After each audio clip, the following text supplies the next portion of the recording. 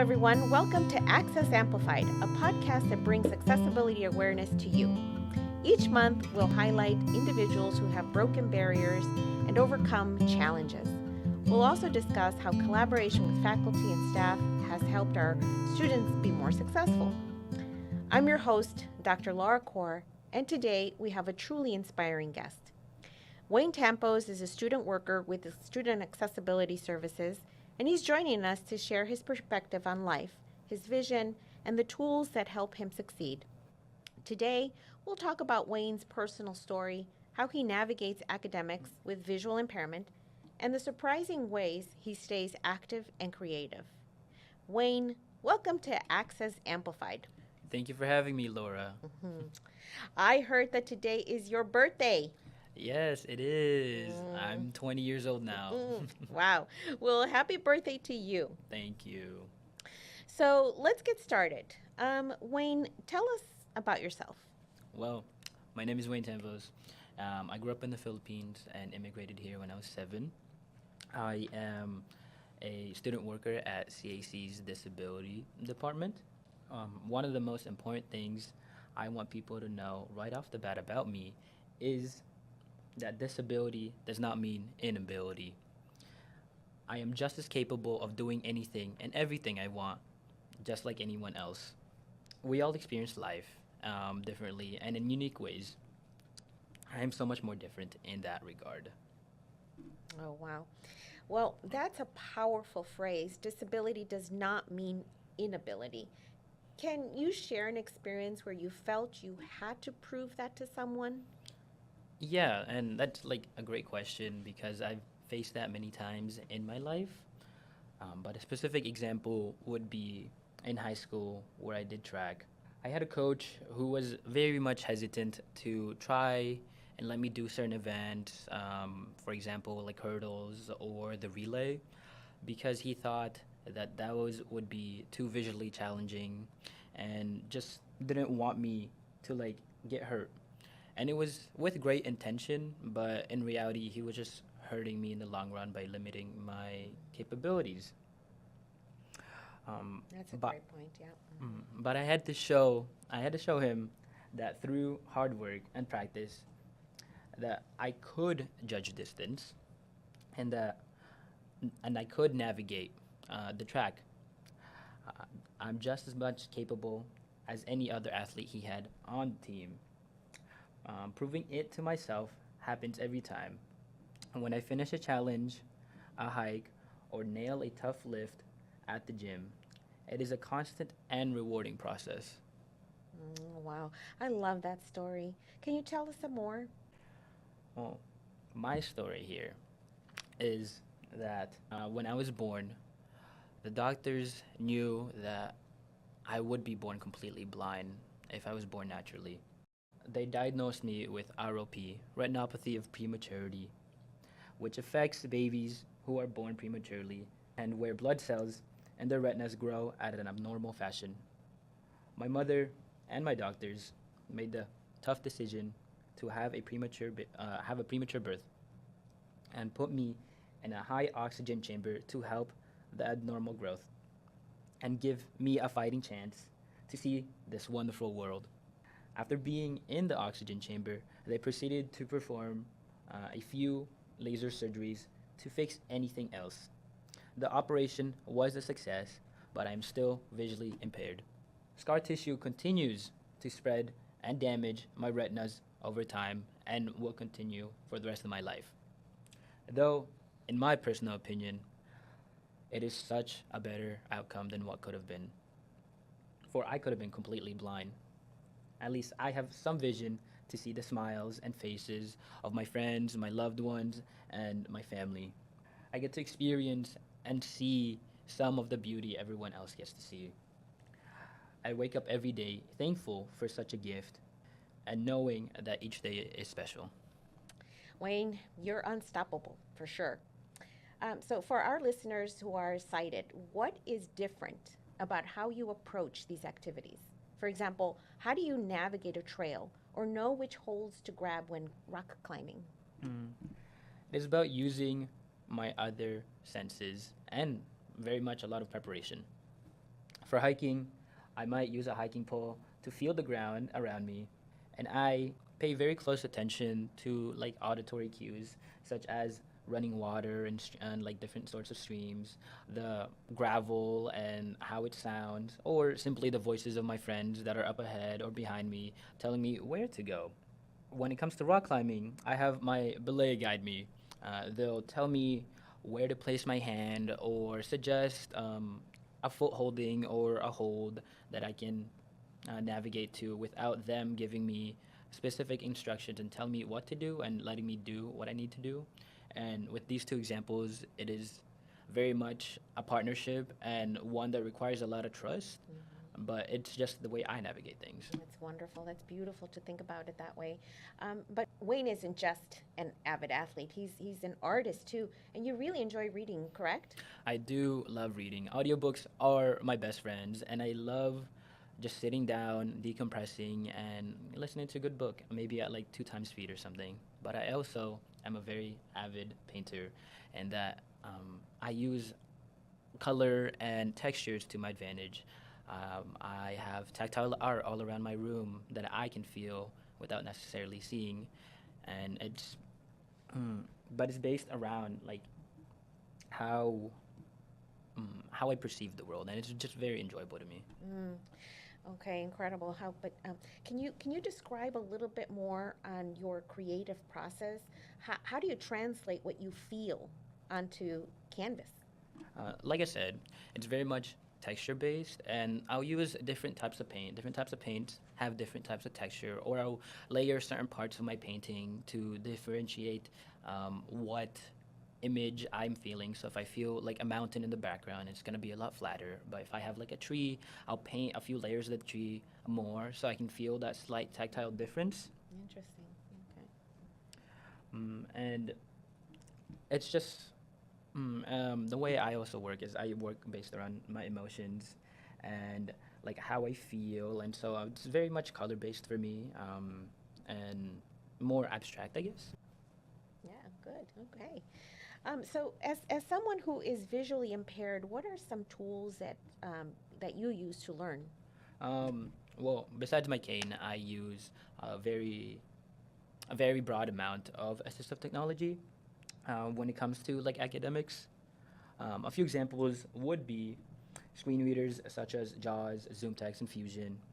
They help me understand what is on my screen a without necessarily looking at it. Um, and they do this by reading the text on the screen, or they recognize the current application I am on.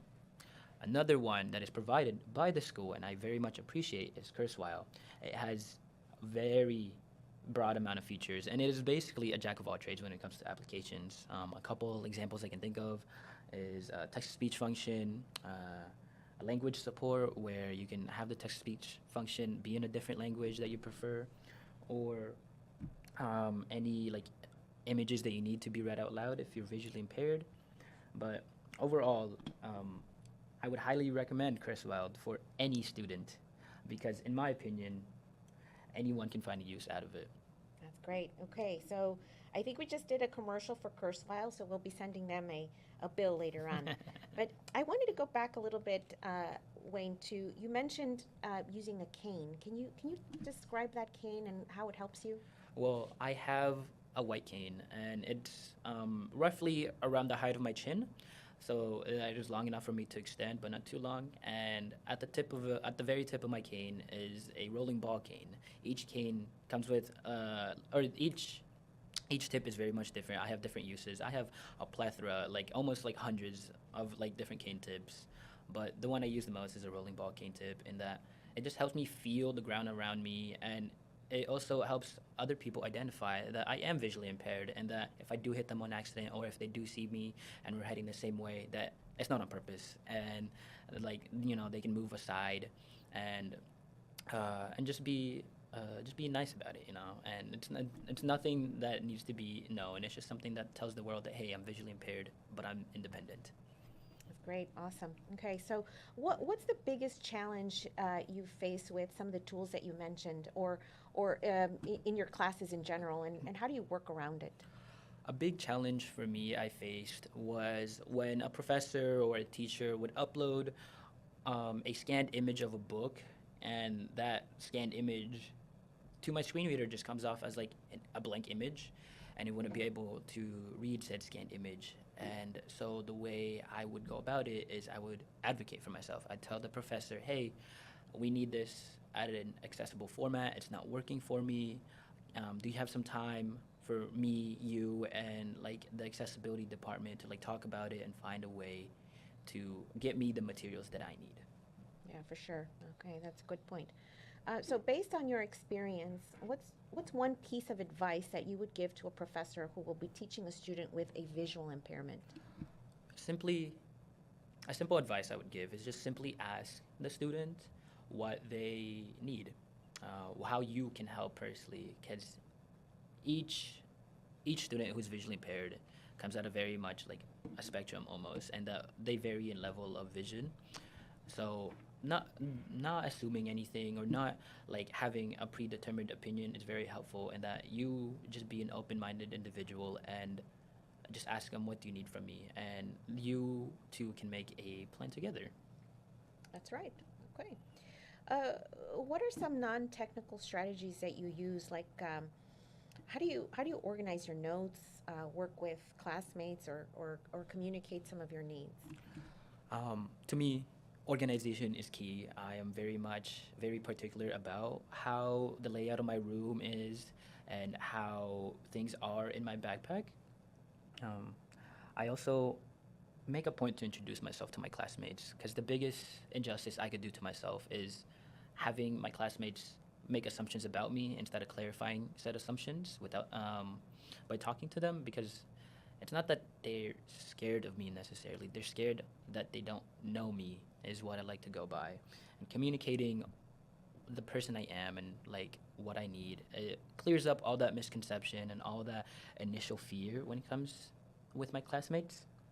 And the best way I communicate my needs is simply just not being afraid to ask for help, or just saying, hey, this isn't accessible. What's something we can do about it? Because, like, more likely than not, someone will be able to accommodate me, and someone will always be there to help me. Wayne, I have seen how confident you are around school. I've watched you, um, I've watched you interact with faculty, with staff, and with friends, and I just think how wonderful it is to see such a young, confident man just self-advocating. So that's great advice, fantastic advice for anyone. You mentioned that you work with student accessibility services. How did you get connected on campus? The way I got connected is I simply searched online for CAC accessibility, called the phone number, sent in my ticket, and I had a meeting with you, Laura. And it was a seamless transition. All I had to do was send in my IEP, and we just wrote out what I thought I would need for college and be a successful student. That's awesome. I'm so happy to hear that you found it easy to get some services. That makes me very happy. So, what's one of the biggest misconceptions that people have about you because of your visual impairment? Um, like one of the biggest misconceptions and a phrase that I did utter earlier was that disability um, does not mean inability. Some people think or say just because I'm blind, I'm not able to do certain activities like attend school events or get involved. But that to me is the opposite. I love getting involved and I love meeting new people. Yes, it is a little nerve wracking at first when there's a big crowd and I have to like learn how to navigate, but I think the challenge is worth it to get comfortable and to just know what's out there. Knowing like meeting new people and having a good conversation is always something I will never deny. That's great. For our listeners who might have a recent diagnosis or might be struggling with their own disability, what's the most important piece of advice you'd want to give them? I have two. One is don't be afraid to ask for help. There are systems, laws, and places that are set up just for you, just to help you specifically. And another big one, I would say, that helped me a lot growing up is finding a community for myself, finding people who understand and who are empathetic to like my pain and my cause and what I'm trying to do in my life. Because camaraderie and just having someone who gets it really helped me growing up and come to terms with my disability, and that it is not something I should fear because I see other incredible individuals doing the exact same things that I want to do, and it makes me want to do said things. And so I think community is one of the biggest things you can do for yourself if you do get diagnosed with a disability. That's great. That's great. That's a great advice. Um, Finding where you fit in your community, once you find your community, creates a feeling of belonging, and that's so incredibly important for our students. So, James, you're an incredibly hard worker and super resilient. What are your hopes and dreams for the future, both personally and professionally? Well, personally, I mentioned that I love running, so I want to run my first half marathon and eventually my full marathon, and I don't know, maybe go on a crazy hike or go to like Mount Everest or something. Wow. Yeah. Professionally, currently I'm studying psychology to be a behavior therapist. I want to be there for those who have a disability because growing up I didn't have anyone or a role model to look up to necessarily in my personal life. I went to therapy and I went to like different counselors, but they can only empathize as much. They haven't lived the same lived experiences I have. And so I want to be someone who can be there for anyone walks of life who has a visual impairment and just needs someone to listen and help them overcome and come to terms with their disability. I love how constantly you constantly challenge yourself to do better and be a better person, and I think everyone should be more like Wayne. So we're just about out of time here. So is there any final thought or message you want to leave with our audience today? I just want to say thank you for listening, and remember, like we all experience the word differently, and you should never try to put anyone's experiences down, and that we're all unique in our own very way, and that regardless disability or not, we're all human, and loving each other should be our first thought when it comes to one another. That's a fantastic message. For our listeners, you can find our information about student accessibility services and resources that Wayne mentioned earlier, including Kurzweil 3000 on our school's website at CAC Student Accessibility Services. We'll put the link in the notes. Wayne, thank you so much for your honesty, your time, and for sharing your incredible story with us today. You truly are admirable, and your perspective is invaluable. And happy birthday once again. That's awesome. This is great. I hope you have wonderful plans.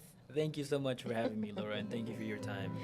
Okay, and to our listeners, thanks for tuning in, and until next